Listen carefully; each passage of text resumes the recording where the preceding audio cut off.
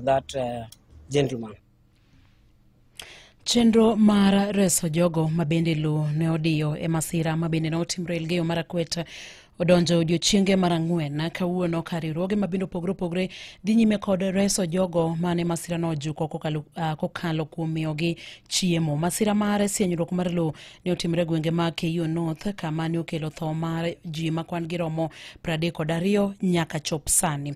Chenro mar manyo ji mamoko 19 mabende pok oyang malungo kama nitiere pod dhi nyime ma oyangi kod komishona ma gwengego mag Hoho mar Okak Abdi Hassan. Piny owacho olero ni chenro mabiro kelo kanyakla riwruoge mopogore nyaka apisaza mag jolweny timore mapiyo mokalo mar neno ni okony jogo mabende nopodho e obadho mar masirano.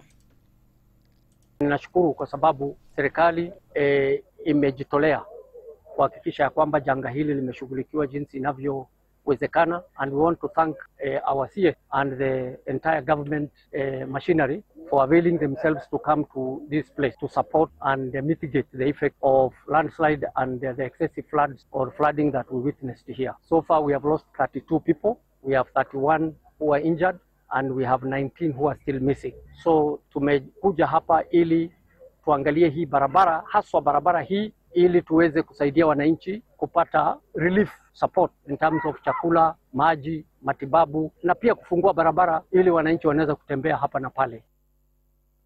Hassan owacho ni kata doko nitiere pek madunga ahinya e manyo ringre jogo mabende lono odino gi kinde ni gitemo kar nyalogi mar mondo mi gine ni chenro no chopo kare.